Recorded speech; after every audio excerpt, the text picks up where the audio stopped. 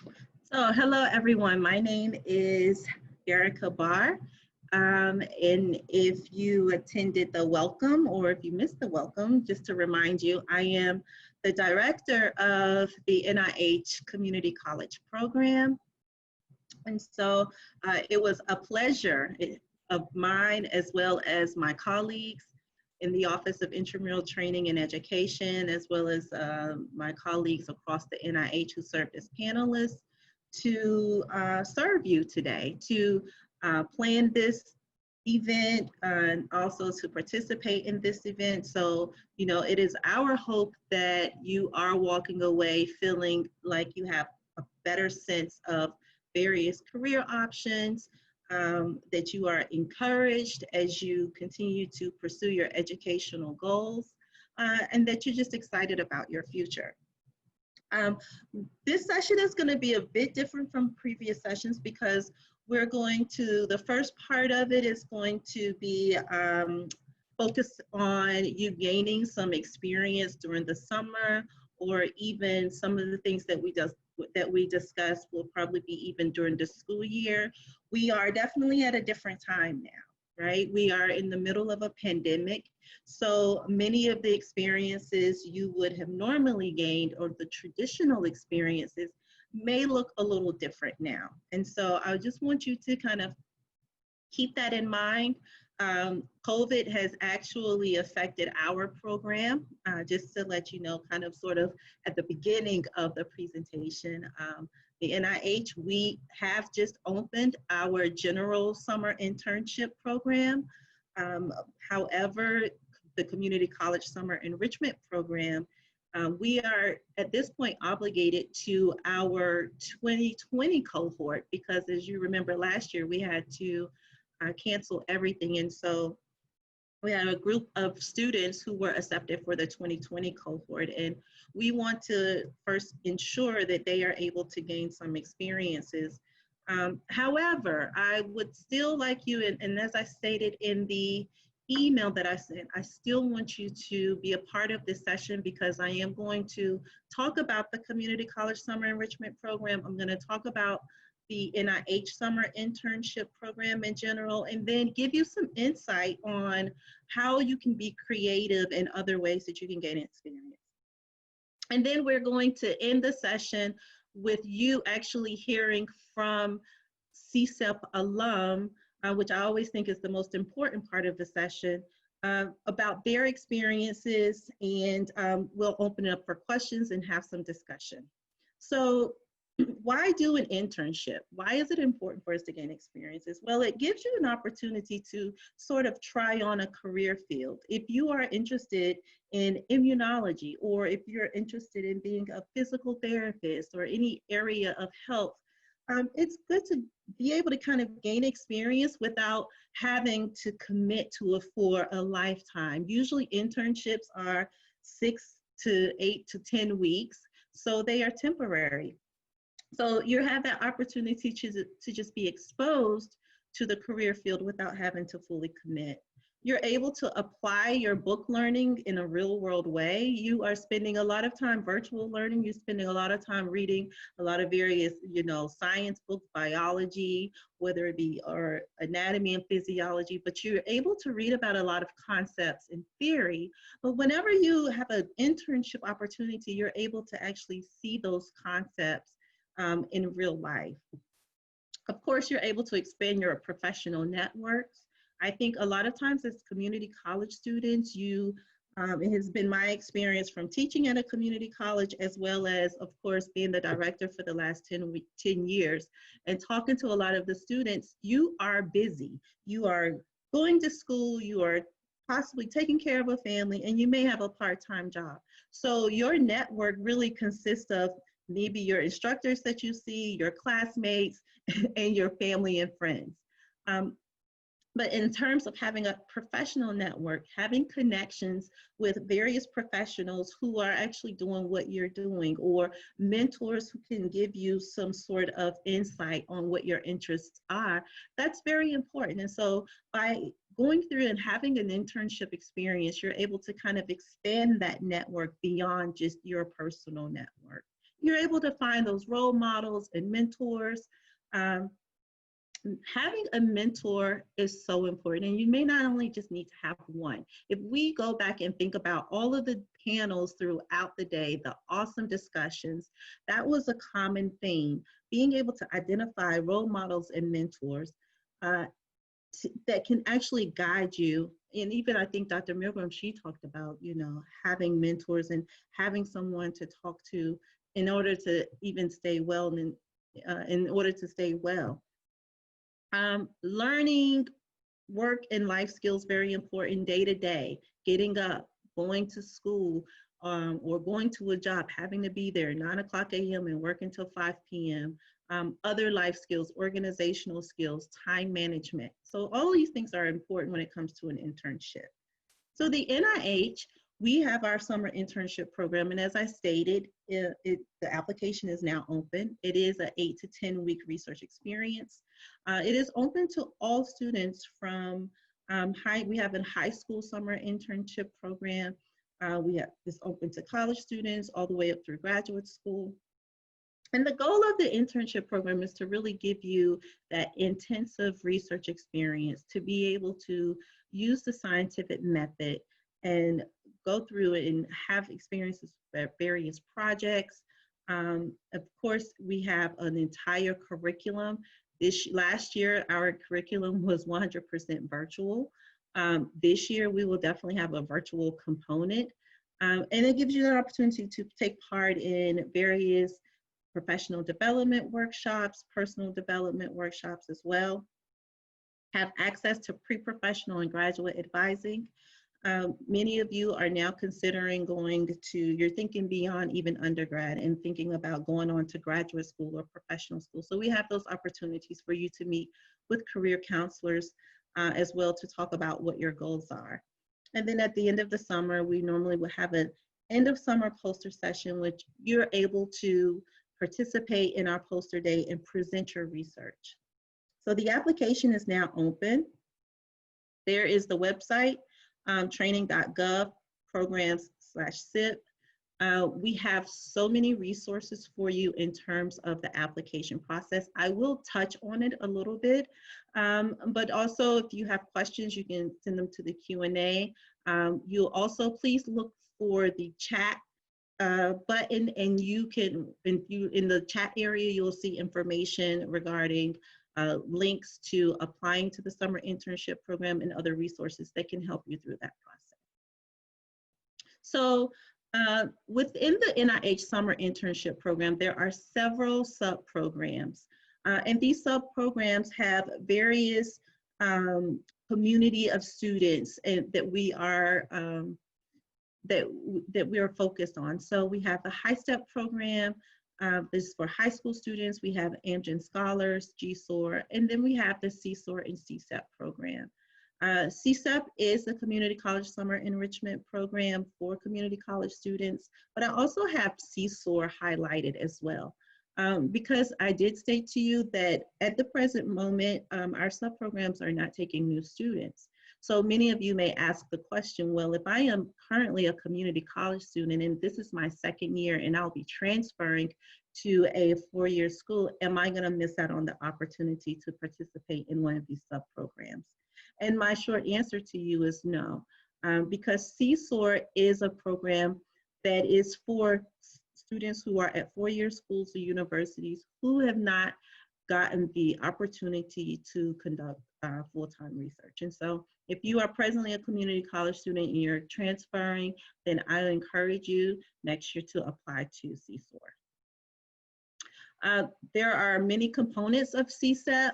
I will just touch base with this. I encourage you to visit our website that's listed here at the bottom of the slide, and you can learn more information. But we have an educational component, which enables you to participate in a one-week orientation that focuses on science skills, professional development, as well as wellness and a resilience program that we have. Some of those science skills focuses on laboratory culture, scientific math, how to keep a lab notebook, leadership skills. And then of course you conduct full-time research.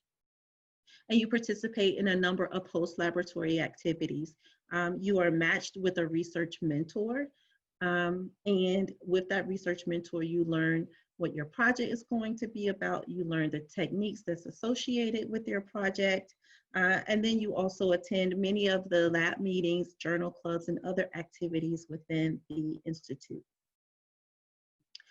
We definitely believe in mentoring. So in addition to you having a research mentor, you also will be paired with a CSEP mentor as part of the program. Usually it's a postdoc or some other senior scientist that's working with our program, and you have access to career and academic counseling. The eligibility requirements are that you be a part-time or full-time community college student, have a 3.0 GPA or above, have a major that's related to STEM or a health-related field. You must be a US citizen or permanent resident, and you must show a strong interest in gaining research experience. You do not have to have research experience because the goal of the program is to expose you and to give you that opportunity. Another program that you may be interested in is the Intramural Undergraduate Scholarship Program, which is referred to as UGSP. This program is for students who are at a four-year university, and the reason why I bring this up is that in the past few years, we have definitely had an increase in the number of community college student transfers who have applied to this program during that transfer year at their college or university. And the goal of UGSP is to provide up to $20,000 per year to cover your educational expenses for undergraduates who meet specific eligibility requirements. And that is be a US citizen or permanent resident, have a 3.3 GPA or above, and show that you have extreme financial need, and that is determined by your financial aid office. And you should be majoring in a field that's relevant to biomedical research. There are some obligations as a UGSP scholar. Those obligations include for each academic year that you are funded, you must come during the summer as a summer intern. And then once you graduate, for each academic year that you were funded, you must actually come back to the NIH and do what we call a payback. And you will work each year for each year you were funded. So if you're funded for 2 years undergrad, once you graduate from undergrad, you are required to come to the NIH and work, and you can come back as a postbac or a postdoctoral fellow or clinical fellow, depending upon your level of education. So the CSEP application, as well as, and I should have put the summer internship application, because although we are not taking applications for CSEP, the summer internship application or SIP application is open, and it is an online application. The online application includes basic information, your general contact information. You should also list all relevant coursework and grades, so you definitely want to make sure that you emphasize all of those science and math courses that you've taken. You must include your resume, 2 letters of recommendation, and these letters of recommendation should be from, they should be academic letters of recommendation, so they should come from an instructor or professor that can talk about the various skills that you possess. And you should also have a cover letter. The cover letter holds a lot of weight just as much as the letters of recommendation, because this is your opportunity to advocate for yourself, to talk about what your interests are, what skills you have, and what skills you would like to gain. The application for SIP opens it's open now, and it actually closes on March 1st. So application opens mid-November and closes March 1st. So you may say, well, you know, Dr. Barr, you know, CSEP, if the application is, if you guys are not accepting new students, and you know, if I decide that I don't want to apply to SIP, what else can I do? And my answer to that is that there's a lot that you can do. You can use this time to just develop your STEM skills. Those skills are problem solving, creativity, math and science skills, you are presently taking a lot of courses. I'm sure you're taking some STEM related courses, whether it be math, whether it be biology, chemistry, um, anatomy and physiology, but all of these courses are giving you an opportunity to develop these areas of STEM. So you want to make sure that you increase your scientific knowledge. You know, I say that just includes reading. If you enjoy science, read about science. Read about, if you're interested in immunology or if you're interested in infectious diseases, you know, take some time and go and find some scientific journals or just popular science and read about those things. So these are things that you can actually do now, even while you're taking courses. And then you can also look for various STEM experiences during this time of COVID and uncertainty. I always say that the first point of contact should be one of your professors or the chairperson of your department. You know, many of you at your community colleges, you have research, there are research labs. Some of the professors may even have small research projects. You should first even talk to them and ask them, you know, are there any opportunities for me to gain any type of virtual research experiences if you can't go on campus? Some of you may have opportunities that they may have like a hybrid format where you can go on campus for a couple of days.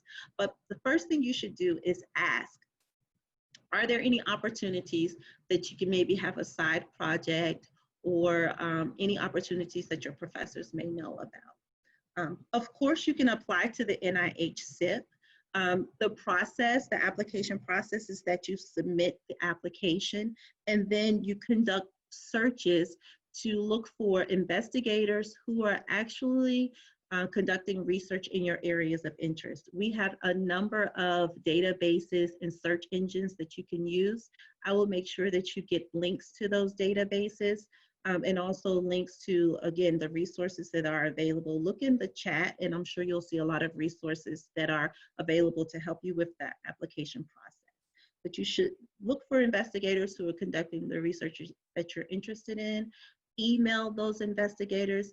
Find out if they are taking summer interns for the summer. And then these days you have to actually even go a step further and ask them, okay, are these opportunities virtual? Are they in person? Is there a hybrid format? So it's really up to you to kind of ask these investigators what their expectations are and for you to really think about what yours are. The priority these days is really for you to stay safe and healthy and well. So you want to make sure that you approach that properly.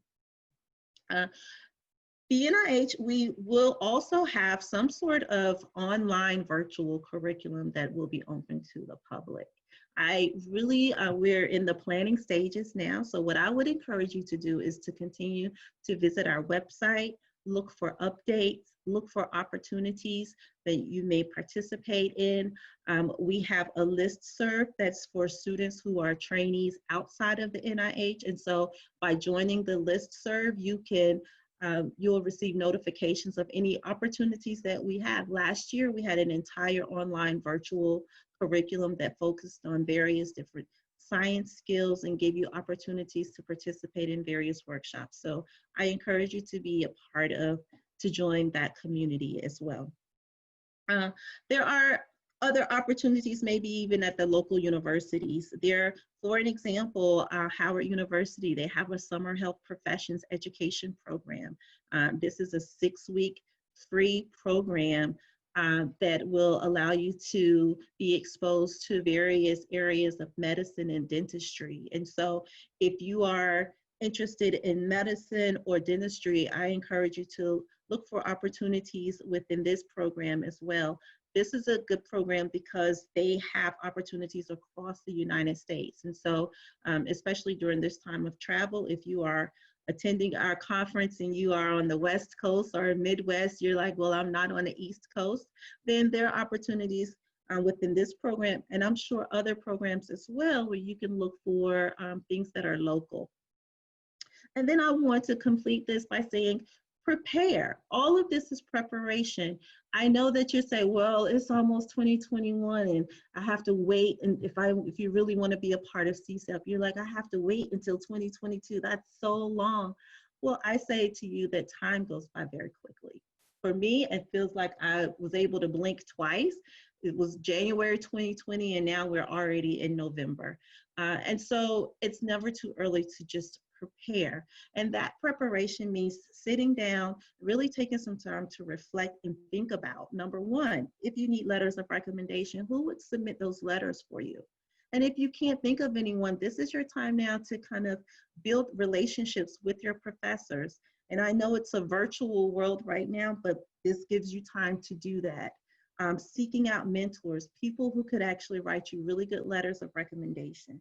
And then I will say, start thinking about what your cover letter would look like. Because right now, everything that you do is a part of your resume and a part of your cover letter. You are molding yourself now into what you want your cover letter to look like.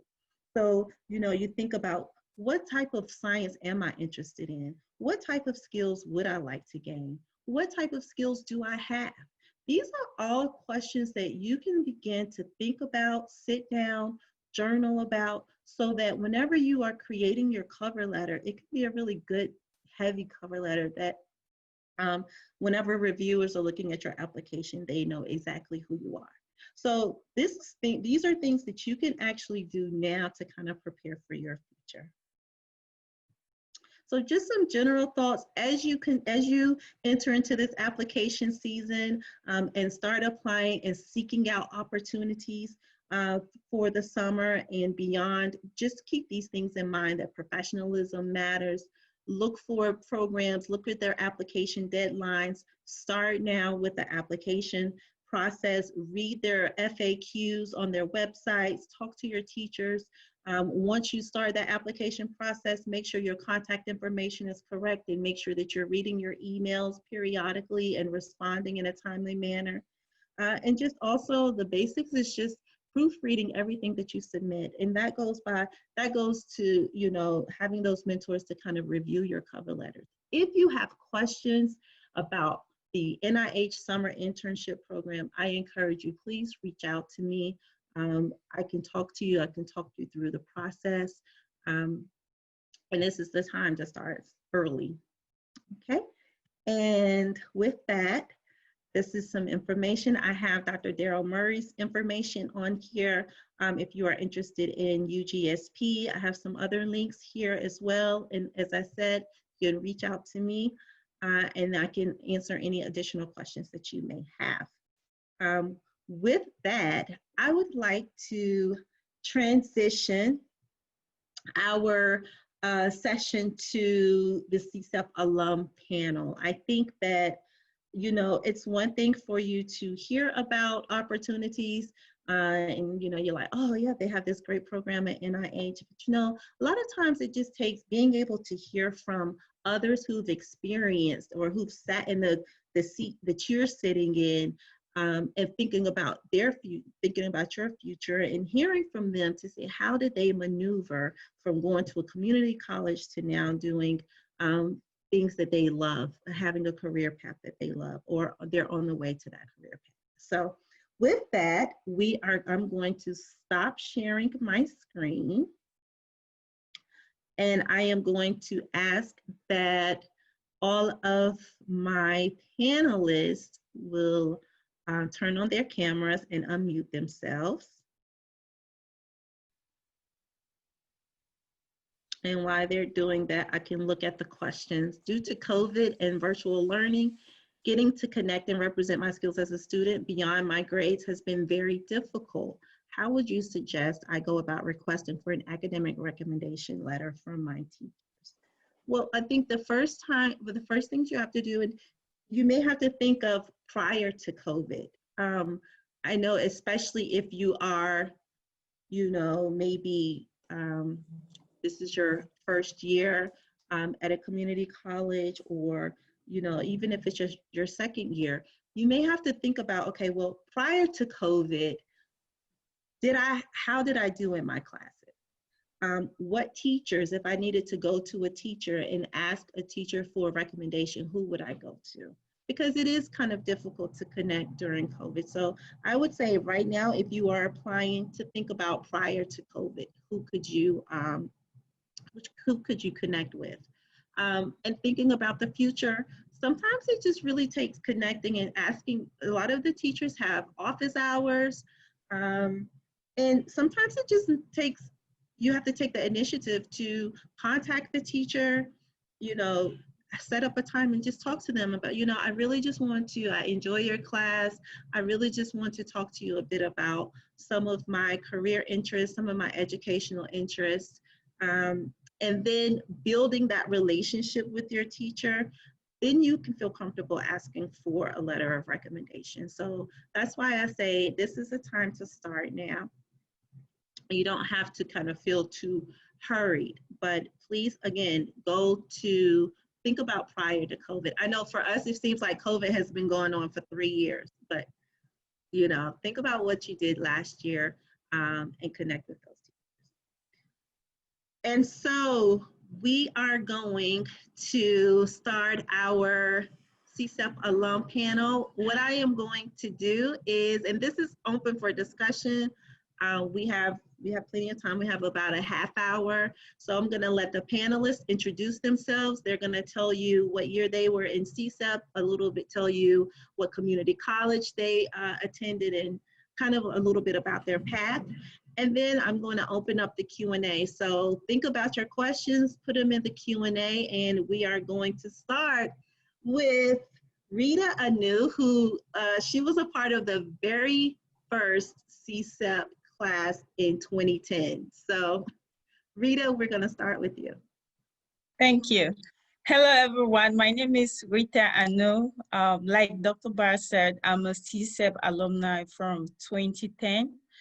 I went to Prince George's Community College, but prior to that, I had earned a bachelor's degree in biochemistry from Cameroon, where I'm originally from. So after Prince George's Community College, I enrolled in Anne Arundel Community College PA program, where I graduated as a PA, and I also earned a master's degree in medical science at St. Francis University. So I've been working as a PA for close to 7 years now, and it is great. CSEP, it's a really good program. It helped me a lot. I just want to congratulate you all for being part of CSEP 2020. I know besides just earning the good grades, you all took that time to write that cover letter, that essay, and to upload your grades. So congratulations, and you're on the right path.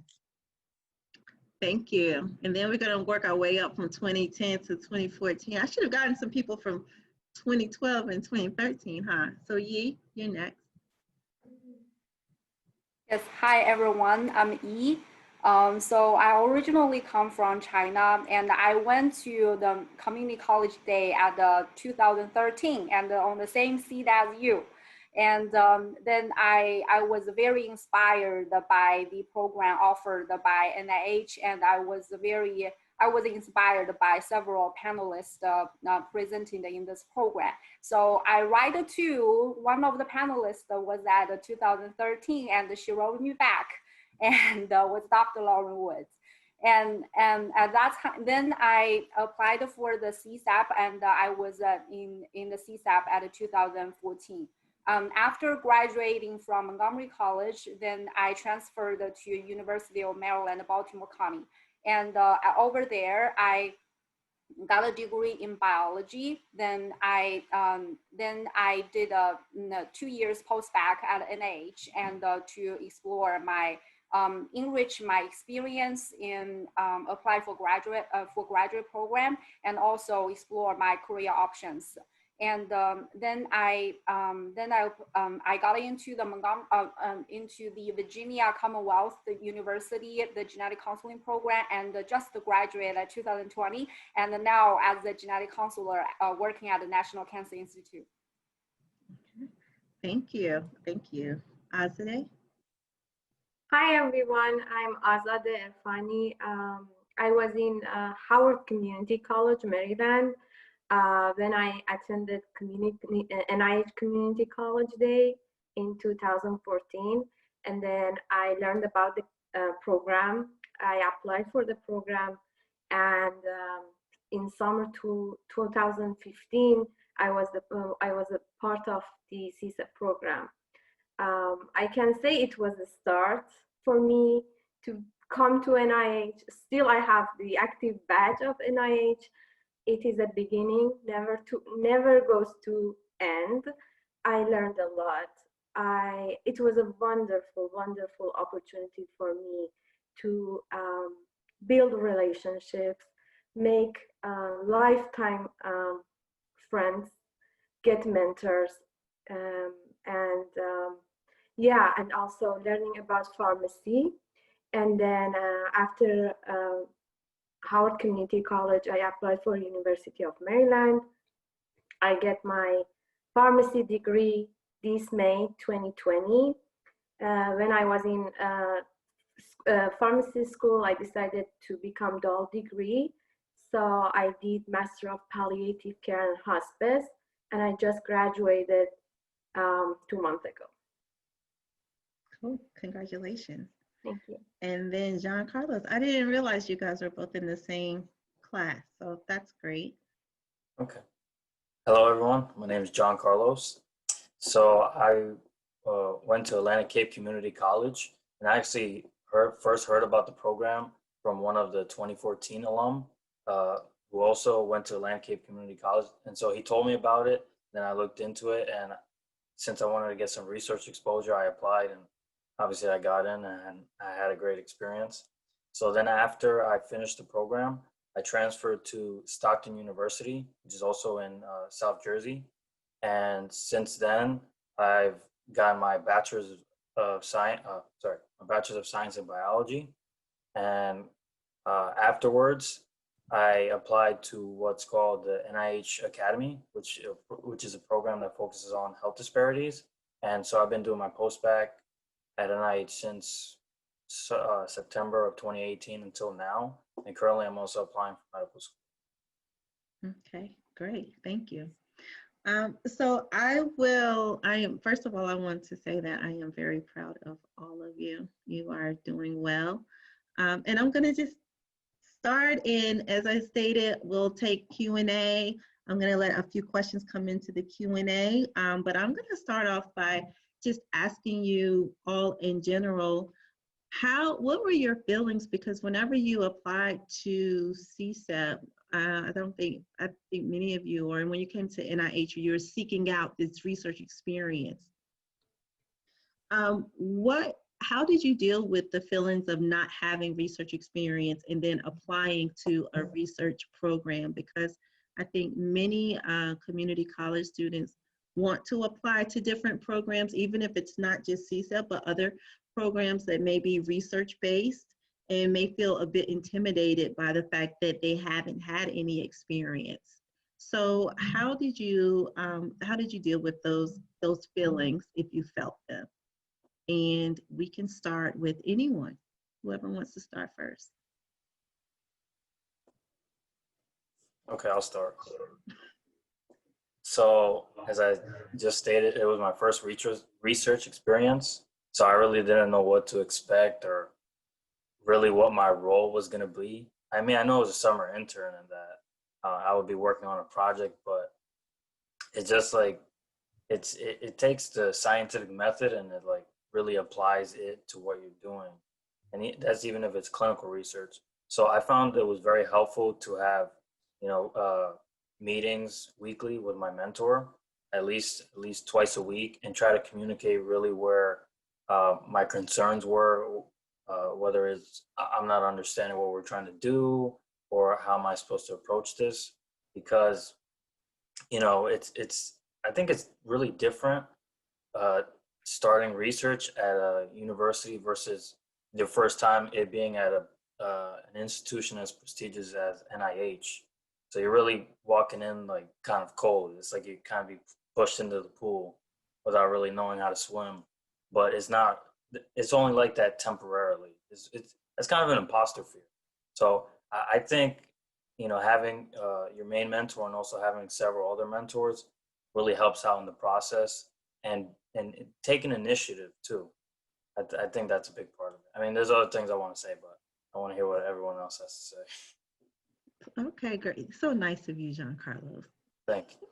Anyone else? For me, I wasn't very concerned about not having research experience. I did some work in the lab from my bachelor's degree, and also undergrad when we do like biology, microbiology, you work in the lab. So I knew that basics would help me some. Plus, I knew that the orientation at the NIH, knowing that we are coming as a lot of people come in as those who don't have any research experience. So I believe that they were going to guide us through, and that is exactly what they did. And I ended up really liking the research I was doing, and I applied for a post-bac, and I got into a program that I stayed there for 1 year before going into the PA program. So it was really great. Okay, thank you. Rita, you mentioned something very interesting, is that you used your experience just by working, like maybe there was a lab portion of your course. So you had biology lecture and biology lab, but you really kind of use those skills as well whenever you're thinking about applying in the skills that you had. And someone put in the Q&A, how can I prepare for a research experience? And just wanted to kind of pull that out of what you just said, even if you're looking at using those experiences that you're gaining just through courses in the laboratories that's related to those courses. Thank you. Who wants to go next? So I just want to add, for me, I didn't have any experience actually. During the community college day, I learned that it's okay that I don't have any experience. And I believe that CSEP program is set up for students to learn about basic science, plus being exposed to research. It was a lot of workshops that helped us to learn about basic science plus research. I remember attending many workshops, like how to make a poster, plus when I was in the lab, my mentor, my supervisor taught me a lot of basic science. So I started to do research in the lab, plus all the conferences and workshops helped me a lot. So there are a lot of opportunities for a student to learn. Okay, great, thank you. Yi, would you like to add anything?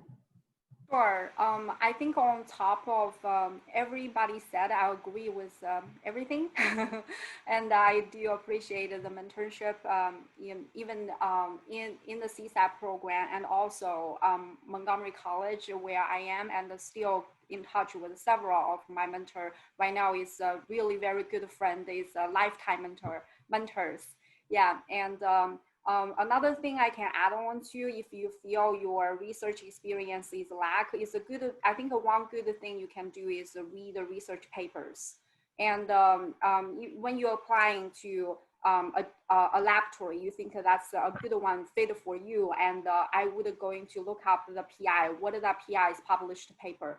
And that will give, even though I did not do the research, but if I showing up in the interview and understand the things you did, and that's really giving impression to the PI you are interviewing for. Okay, cool, thank you. John Carlos, you mentioned this during your answer, that you had to deal with kind of like imposter fears, or Dr. Milgram, she talked earlier about the things that we tell ourselves, like cognitive distortions. How have you, whenever you guys were transferring to a four-year school, sometimes that is, I'm going to take it a step back, sometimes that can even be overwhelming, going from your community college to a four-year school and dealing with those imposter fears or dealing with cognitive distortions. What was your experience? Did you have any experience with that? Because I know that some students have such a culture change with going to a university. How did you deal with those distortions or thoughts, imposter fears? So I did have it a little bit, but I don't think I had it at the level that people usually have it. Although I came from a community college, and I don't know how common this is to say, but a lot of the classes I took were kind of hard. So, so when I transferred, it wasn't so much the difficulty of the classes; it was more so getting used to the environment. And I think because also some of my responsibilities had changed, within my family. Like I had to take more of a personal load on. So I found that what helped was seeking, support from my friend groups, from social groups. Also, if necessary, I went and saw like wellness counseling at my university, and they just talked me through some things. And so that way I can get a different perspective and see how I could possibly handle it better. Of course, also, I think, self-care is really important. In terms of like exercising, and there's different activities for everyone. It doesn't just have to be lifting weights. You can play volleyball, basketball, whatever, or it can be things such as yoga, journaling, just anything that helps you in a positive way relieve stress. I think that's really helpful in my opinion. Thank you. Yep. Anyone else want to add to that, or talk about any of, if you had an experience of that transfer experience to a university, having that to adjust? I can share some of my transferring experience. Before I was at Montgomery College, was like maximum like 20 students, and you get into UMBC the biology course, even 300 level. It's like 300 students in the same lecture hall, and it was very different compared to the community college, like a very professor intentioned study style, and you will be always communicating with the TA, and that really is a transition for me. Don't know what to do, and they had like a exam. I don't know how much I needed to study. Still get a C. Don't understand that, and because before you always come in as an A, and all of a sudden you're getting a C, and that's a big drop. You don't know what's going on. And at that time, I was communicating with my biology professor at Montgomery College and asking her advice of what I should do to perform. And I did reach out to my academic counselor and at UMBC, and also with my biology professor, and then trying to find a strategy, like a study strategy. What I maybe my behavior at UMBC maybe have to be changed differently compared to Montgomery College, and have a plan, and willing to make a change, and that served me well, and I got an A in the end. Cool, great. Good job. Can I add one more thing? Congratulations. Definitely. Can I add one more thing?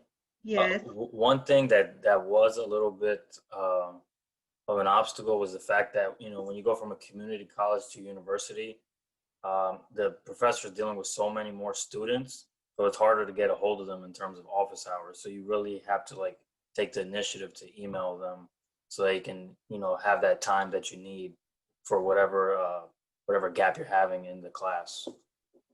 Okay, cool. Any other thoughts? So one of the questions in the Q&A is kind of coming back to looking for opportunities and applying.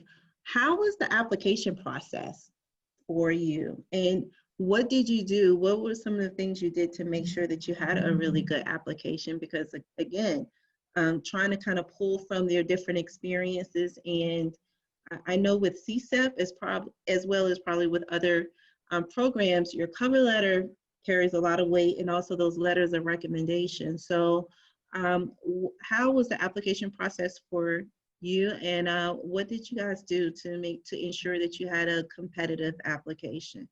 And I'm going to start with Rita, because I just want to see if she can remember back 10 years ago. Right. So for me, Before I applied to CSEP, I met Dr. Sokolov at Prince George's Community College, where she came to give a talk. So I had the opportunity to talk to her and send her an email later on to inquire more about the program. And she gave me more information. So my application was very easy, I would say. I got my cover letter, and being a part of STEM, I had to give my cover letter to my STEM mentor who went through it for me, made some corrections, and I submitted my application. So it wasn't difficult at all to submit my application, just taking that time to write your cover letter and having someone read through it. And yeah. Mm-hmm. I like the fact that Patricia or Pat Sokolov, she's the deputy director in our office. And so you brought up a good point. You kind of followed up. Right. And kind of developed that relationship. So that's good. Other thoughts, Azadeh? Yeah, so for me, I don't remember every part of the application, but I feel like it was easy to go through it. One thing for my cover letter, I remember when I wrote my cover letter, I asked maybe 4 or 5 different people to read it and help me to correct it. And what I ended up with was completely different from what I wrote first. So I encourage everyone to make sure that they have their teachers, just a friend, like alumni, someone else, just look at their cover letter, because keeping it short, but in the same time, introduce yourself is really important. Yeah, absolutely. Thank you. Do you have anything you want to add to it?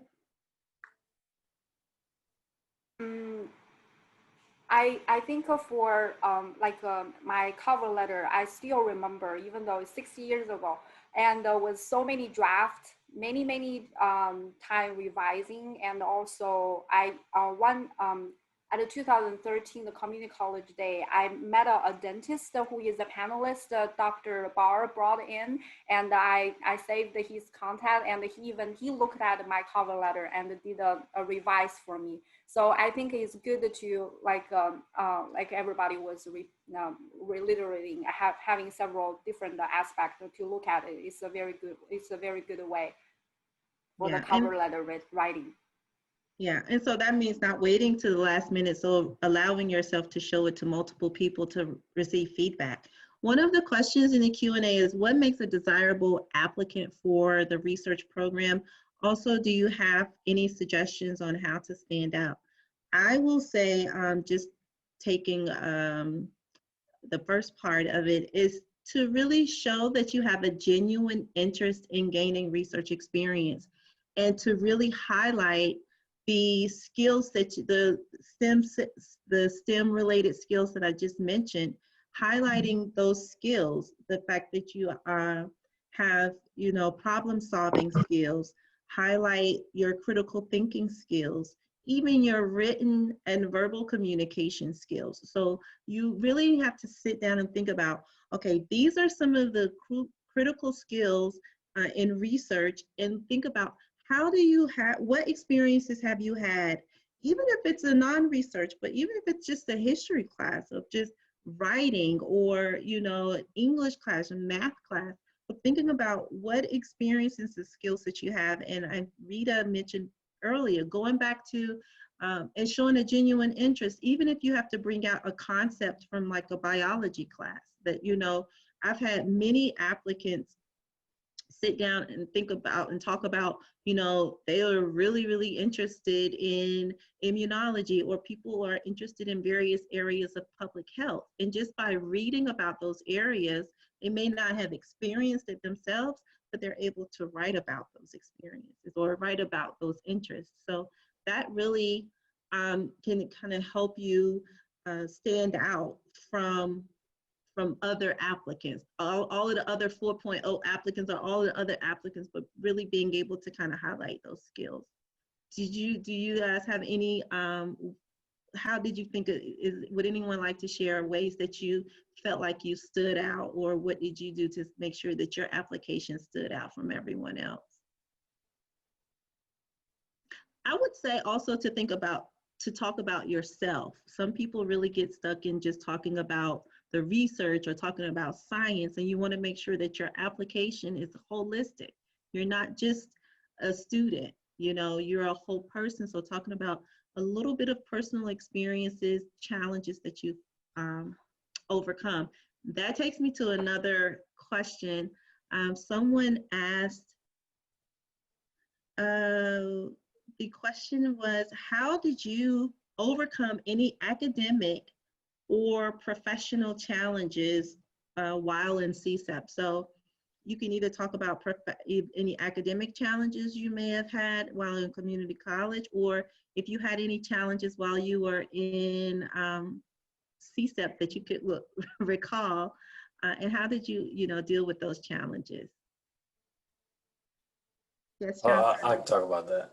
So I think you have to really like swallow your pride, and then you have to think about, okay, how can I use this to make me better in the future? What can I learn from this?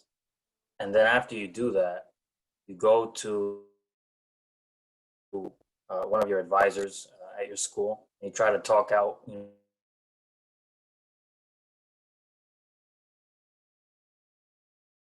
what went wrong, what you can use from this time, like what you learned, and do that going forward. So I think, I forget who says it, but they say, in every with every opportunity of adversity, that there's an equal or greater benefit. So you got to try to, anytime you have any kind of failure, whatever scale it is, you got to try to learn from it and then use that going forward. So that's what I would say. Yeah, for me, while I was in CSEP, I was also enrolled in summer classes. It was very challenging. And also just being a first-time mom, I had a 1-year-old as well. So it was just time management and planning ahead of time. So if you know the tasks that you have to accomplish, and you plan ahead of time, make sure you have allocated resources, maybe family support to help. That will be, very helpful to make sure that you succeed. Oh, go ahead, Azadeh. So one thing just I want to add is always seek for help when you're having something like, or you feel that something is challenging for you, either in the CSEP program while doing your courses at school. Seek for help. Talk to your advisors, your teachers, your mentor, your supervisor. Just let them know that you're going through a challenge, and seek for help. I'm sure that they may help you in a way that you're not thinking in the moment. So they would help you definitely, I'm sure. For me, many times, if I feel like something is not going the way that it should go, I don't wait until the end. And this is a lesson that I learned a few years ago. So I go ahead and ask and get help from others. Okay. Wow, I can't believe it's already 4:27. Do you have something to add? We have time.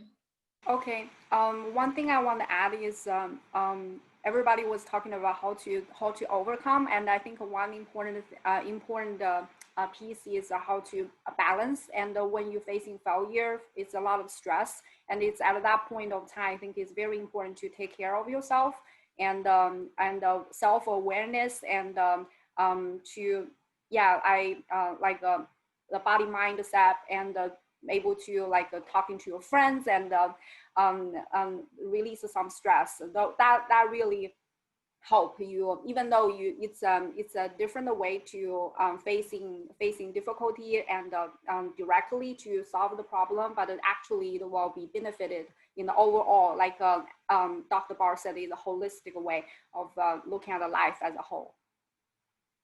Okay. Yes. Wow. These are, there are a lot of common themes of self-care and awareness. I think that seems like you guys have all agreed upon that. Really taking time to form relationships with mentors to help you through your application process. There are some other questions in the Q&A that's related specifically to CSEP. I would encourage you all, if we were not able to answer a question that's directly related to the application process, please email me. I am going to put my email in the chat. So please feel free to email me. But I would like to thank all of our panelists for participating. I can't believe, the time went by really quickly, but I am sure that our attendees got a lot out of it. And one word that you would say to your younger community college self, what was one little quick 10-second piece of advice? Rita? You can do it. Yee? You need to apply. Apply, that's good. Just apply. Asla De? I just wanted to just apply, say that. So really apply, yeah. Yes. John Carlos? Be objective in everything and stay grounded and balanced and set weekly goals. Awesome. Well, with that, we want to thank everyone for Community College Day, for attending our event. Make sure that you go over to our NIH OITE YouTube channel for all of our professional development workshops that we have pre-recorded. Make sure that you follow up with any panelists that you heard today that you would like to talk to a little bit more about their path. And we hope that you have a wonderful, wonderful holiday week. And it's good to see all of you. Take care. Take care, everyone. Thanks for joining. Take care. Good luck on everything. Yeah. Bye.